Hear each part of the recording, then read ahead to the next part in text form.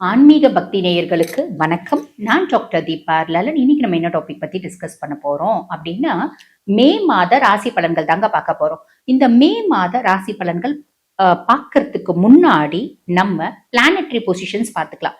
கிரகங்கள் என்னென்ன பாவத்துல இருக்காங்க, என்னென்ன பயிற்சிகள் இந்த மாசம் நடக்க போகுது அப்படின்றத பார்த்துக்கலாம். பாத்தீங்கன்னா, இந்த மாத ஆரம்பத்துல சனி பகவானும் செவ்வாய் பகவானும் மீனத்துல இருக்காங்க. மேஷத்துல சூரியனும் புதனும், சூரியன் உச்சம் பெற்று அமர்ந்திருக்கான். புத்த ஆதித்ய யோகம் அப்படின்றது ஒரு விதமா ஆக்டிவேட் ஆகுது. ரெண்டாம் பாவம், அதாவது ரிஷபத்துல பாத்தீங்கன்னா மேஷத்துக்கு ரெண்டாம் பாவம், ரிஷபத்துல சுக்கிரன் ஆட்சி பெற்று அமர்ந்திருக்காரு. மிதுனத்துல குரு இருக்காரு, சிம்மத்துல கேது இருக்காரு, கும்பத்துல பாத்தீங்கன்னா ராகு இருக்காரு. இதுதான் பாத்தீங்கன்னா பிளானட்டரி பொசிஷன். சரி, அதுக்கப்புறம் என்னென்ன பயிற்சிகள் நடக்குது அப்படின்னா, மே மாதம் 14ஆம் தேதி உங்களுக்கு செவ்வாய் பகவான் மீனத்துல இருந்து மேஷத்துக்கு பயிற்சி ஆகுறாரு. மே மாதம் 14ஆம் தேதி சூரியனும் புதனும் இணைஞ்சி பாத்தீங்கன்னா ரிஷபத்துல பயிற்சி ஆகுறாங்க. ரிஷபத்துக்கு சஞ்சாரம் பண்ண போறாங்க. அதுக்கப்புறம் அதே மே மாதம் 14ஆம் தேதி சுக்கிரன் ரிஷபத்துல இருந்து மாறி மிதுனத்துல குருவோடு இணைஞ்சு ஒரு விதமான தனலட்சுமி யோகம் அப்படின்னு சொல்லுவாங்க. குருவும் சுக்கிரனும் இணையறது லட்சுமி யோகம், தனலட்சுமி யோகம் அப்படின்னு சொல்லுவாங்க. அது ஒரு சில பாவத்துல பாத்தீங்கன்னா ரொம்ப பெரிய இம்பாக்ட், நல்ல இம்பாக்ட் இருக்கும். ஒரு சில பாவத்துல கொஞ்சம் கம்மியா இருக்கும். பட் இருந்தாலும் அந்த அதிர்ஷ்டம் அப்படின்றது சாலிடா இருக்கும். ஆக இந்த குருவும் சுக்கிரனும் இணைந்து மிதுனத்துல, இது எந்த பாவத்துல இருந்தாலும் இந்த குருவும் சுக்கிரனும் இணைவு அப்படின்றது ஒரு விதமான தனலட்சுமி யோகம் அப்படின்றது ஆக்டிவேட் ஆயிடும். ஏதோ ஒரு விதத்துல அதிர்ஷ்டம் அப்படின்றது, ஒரு சிலருக்கு 100 ரூபாய் அதிர்ஷ்டம், ஒரு சிலருக்கு 10 ரூபாய் அதிர்ஷ்டம், ஒரு சிலருக்கு 50 ரூபாய் அதிர்ஷ்டம், ஆக மொத்தம் அதிர்ஷ்டம் அப்படின்றது வரும். சரி, இப்ப பிளானட்டரி பொசிஷன்ஸ் உங்களுக்கு சொல்லிட்டு, அதே மாதிரி பயிற்சிகளை உங்களுக்கு சொல்லிட்டு, ஆக இந்த மே மாத பலனை நாங்க எப்படி சொல்ல போறோம் அப்படின்னா, முற்பகுதி பிற்பகுதி அப்படின்னு சொல்ல போறோம். முற்பகுதி அப்ராக்சிமேட்லி மே மாதம் 14ஆம் தேதி வரைக்கும் ஒரு விதமான பலன். மே மாதம் 14ஆம் தேதியில இருந்து மே மாசம் கடைசி வரைக்கும் அந்த பலன்கள் கொஞ்சம் மாற்றம் அப்படின்றது வரும். ஆக வீடியோவை ஸ்கிப் பண்ணாம பாருங்க. ஸ்கிப் பண்ணாம பாக்குறீங்க அப்படின்னா தான் நாங்க சொல்லக்கூடிய பலன்கள் முழுசும் தெரியும்.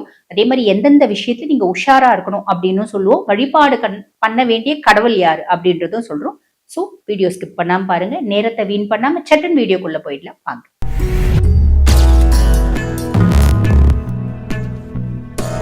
கும்பராசி அன்பர்கள், உங்களுக்கு இந்த மே மாதம் எப்படி இருக்கோ அப்படின்னா, விஷயம் ஜென்மத்திலே பாத்தீங்கன்னா ராகு இருக்காரு. ஜென்மத்திலே ராகு, பொதுவா ஜென்மத்திலே ராகு என்ன பண்ணுவாரு, எது கொடுத்தாலும் இன்னும் வேணும் இன்னும் வேணும் இன்னும் வேணும்ன்ற எண்ணம். இது நல்லதா? நல்லது தாங்க ஒரு விதத்துல. எப்படி நம்ம இன்னும் வேணும் இன்னும் வேணும்னு போது சம்பாதிக்கும் போது பத்தாது, இன்னும் சம்பாதிக்கணும் இன்னும் சம்பாதிக்கணும் இன்னும் சம்பாதிக்கணும்ன்ற எண்ணம் வரும். பெரிய பிளஸ், நமக்குள்ள ஒரு உத்வேகம் உந்துதல் இருக்கு அப்படின்னா நம்ம பெரிய லெவல்ல சாதிப்போம் இல்லைங்களா, பெரிய லெவல்ல சம்பாதிப்போம். இப்ப யாருமே அந்த கும்பத்துக்கு இந்த சுயஸ்தானத்திலேயே ராகு இருக்கிறதோட பிளஸ் சொல்ல மாட்டேங்கிறாங்க, மைனஸ் இருக்கு. ஆப்வியஸ்லி இருக்கதான் செய்யுது. என்ன, இன்னும் வேணும் இன்னும் வேணும்ன்ற எண்ணம் காதல்லையும் இருக்கும், காமத்திலயும் இருக்கும். ஓகே, இது கூட விடுங்க. அடுத்து என்ன இருக்கும் அப்படின்னா, ஒரு இனம் புரியாத குழப்பம். அதே மாதிரி பாத்தீங்கன்னா எக்ஸ்ட்ரீம் ஃப்ரஸ்ட்ரேஷன், ஸ்ட்ரெஸ், இல்யூஷன், ஆலுசினேஷன், எல்லா சைக்காட்ரிக் டிசார்டர்ஸையும் நம்ம போட்டுக்கலாம். டிப்ரெஷன், இதெல்லாம் இருக்கும். நீங்க ரொம்ப சிம்பிள்ங்க. நீங்க பாத்தீங்கன்னா ஆண் ராசி, சனியினோட ராசி. எவ்வளவு பெரிய பிரச்சனையா இருந்தாலும் ஃபிராக்ஷன் ஆஃப் செகண்ட்ல பாத்தீங்கன்னா சமாளிக்கக்கூடிய தன்மை அப்படின்றது உங்களுக்கு இருக்கு. உங்களுக்கு ராகு என்ன கேது என்ன, அவங்க ஏற்படுத்தக்கூடிய இல்யூஷன் அப்படின்றத நீங்க புரிஞ்சுக்கினீங்கன்னா ஓவர் கம் பண்ணிடுவீங்க. புரியுதுங்களா? ரொம்ப சிம்பிள்.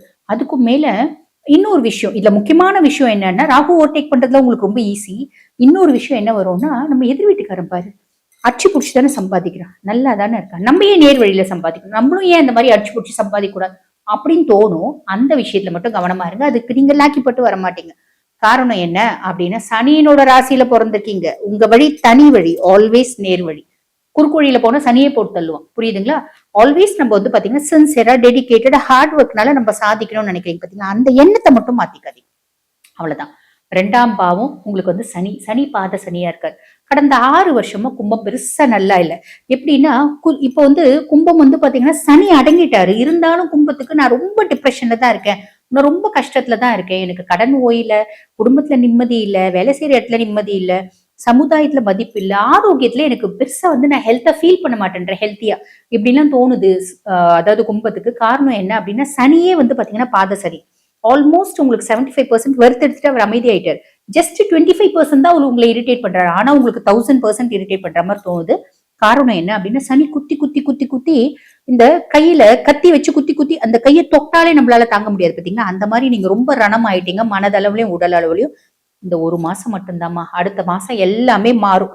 புரியுதுங்களா? ஒரு வார்த்தை சொல்லுவாங்க பாத்தீங்களா, எங்க அம்மா சின்ன வயசுல இருந்து சொல்லும், ஆணி போய் ஆவணி வந்தா உனக்கு மாறிடும்டா, ஆணி போய் ஆவணி வந்தா மாறிடும்டா, இப்படியே 14 வருஷமா சொல்லிங்குது அப்படின்னு நிறைய பேர் சொல்லுவாங்க. ஆனா உண்மையாவே நான் சொல்றது வந்து உண்மைதான்.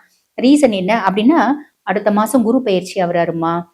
1/6/2026 குருனோட உச்ச பார்வை பயிற்சி ஆகி அவரோட உச்ச பார்வை சனி மேல படிய போதுமா. ஆக சனி ஆல்மோஸ்ட் நல்லிஃபை ஆயிட போறாரு, கவலைப்பட வேண்டாம்.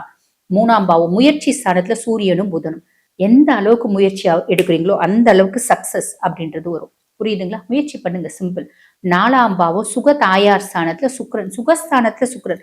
வெளிநாடு போய் இன்டர்நேஷனல் கரன்சிஸை கையாளக்கூடிய பிராப்தம், ஒரு பிரம்மாண்டமான இடத்துல வேலை கிடைக்கிறதுக்கான பிராப்தம். அம்மானோட சப்போர்ட் பரிபூர்ணமா கிடைக்கும். தாய் வழி சொந்தங்கள் சப்போர்ட்டா இருப்பாங்க. அம்மானோட ஹெல்த்ல பெட்டர்மெண்ட் அப்படின்றது இருக்கும். 5ஆம் பாவம் பூர்வ புண்ணிய ஸ்தானம் புத்திரஸ்தானத்துல குருமா. புரியுதுங்களா? இது பூர்வ புண்ணிய ஸ்தானம் புத்திரஸ்தானத்துல குரு. இது வந்து என்ன சொல்லுவாங்க அப்படின்னா, 5ல குரு கெஞ்சினாலும் கிடைக்காதும்பாங்க. 5ல இருக்க குரு பகவான். அப்புறம் என்ன இருக்கு உங்களுக்கு? கவலையே பட வேண்டாம். பூர்வீக சொத்து பத்து வீடு வாசல்லாம் இருக்குன்னா கைக்கு வந்து சேர்றதுக்கான வழியும் வாய்ப்பும் உண்டு. பிள்ளைங்க ரீதியா இருந்து வந்து கடுமையான மன உளைச்சல் மாறும். நிறைய பேர் குழந்தை இல்லைன்னு ட்ரீட்மெண்ட் எடுத்துட்டு இருக்கீங்களா? இப்ப இயற்கையான முறையிலே கருத்தரிக்கிறதுக்கான வசதியும் வாய்ப்பும் உண்டு. குழந்தைங்க ரொம்ப என்ன இரிட்டேட் பண்ணிருந்தாங்க, இப்ப கம்மியா இரிட்டேட் பண்றாங்க அப்படின்ற ஒரு விஷயம். 7ஆம் பாவம் கலெக்டர் ஸ்தானத்துல கேது. உங்களுக்கும் உங்க லைஃப் பார்ட்னருக்குமான இடைவெளியா தான் இருக்கும். லைஃப் பார்ட்னருக்கு ஹெல்த் இஷ்யூஸ் இருக்கு அப்படின்னா அது தொடரும். லைஃப் பார்ட்னர் வெளிநாடு போறதுக்கான வாய்ப்பு உண்டு.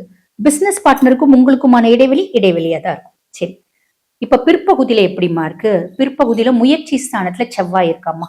எந்த ஒரு முயற்சியும் இன்டெப்தா ரொம்ப ஸ்திரமா நீங்க முயற்சி பண்ணுவீங்க, கண்டிப்பா சக்சஸ் ஆவீங்க, மாற்று கருத்தே கிடையாது.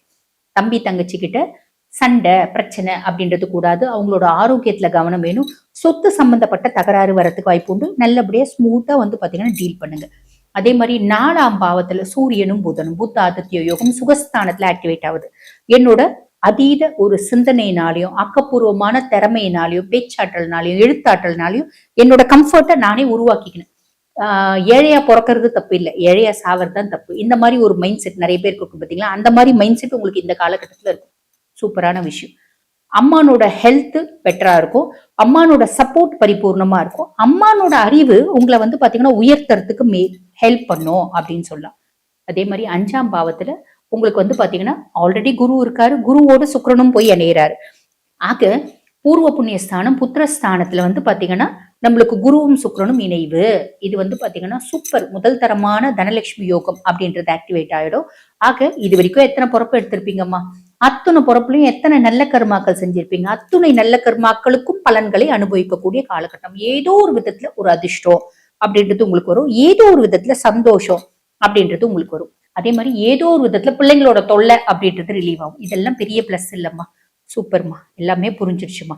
சரிம்மா, நாங்க எதுலம்மா கவனமா இருக்கணும் அப்படின்னா, நான் முன்னாடியே சொன்னேன், ஜென்ம ராகு நம்மள தப்பான விதத்துல பணம் சம்பாதிக்கணும்னு தோணும். ஒரு விதமான இல்யூஷன் டெல்யூஷன் ஹாலுசினேஷன் இதெல்லாம் இருக்கும். இப்ப இதுக்கு என்னம்மா வழிபாடு பண்ணும்? பொதுவா இந்த ஜென்ம ராகு அப்படின்னும் போது நீங்க கும்பத்துல பிறந்திருக்கீங்க அப்படின்னா ஆதி கும்பேஸ்வரர் ஆலயம் அப்படின்னு இருக்குமா கும்பகோணத்துக்கு பக்கத்துல. அவரை போய் ஒரு முறை வழிபாடு பண்ணிட்டு வாங்க. சிவன் கோயில்ல போய் சும்மா உட்காந்துட்டு வாங்க, நிறைய நல்லது நடக்கும். பெருசா நீங்க வழிபாடே பண்ண வேண்டியதுல. அதுக்கும் மேல வாழ்வியல் பரிகாரம் அப்படின்னு ஒண்ணு இருக்குமா. இப்ப இது மதத்திற்கு அப்பாற்பட்டது அப்படின்னு சொல்லலாம். நம்ம வந்து பாத்தீங்கன்னா இந்த தர்காக்கு போய் வழிபாடு பண்றது, நாகூர் ஆண்டவன் சன்னதிக்கு போயிட்டு வருது. தர்கால போய் என்னம்மா வழிபாடு பண்றது எனக்கும் தெரியாது. பட் இருந்தாலும் ராகு அப்படின்னும் போது அந்த இஸ்லாமிய மதத்தினரோட சம்பந்தப்பட்ட பிளானட் அப்படின்றதுனால தர்காக்கு போகலாம். நாகூர் ஆண்டவன் சன்னதிக்கு போய் சும்மா உட்காந்துவாங்க, நிறைய நல்லது நடக்கும். ஆடுகளுக்கு உணவு அப்படின்றது கொடுங்க.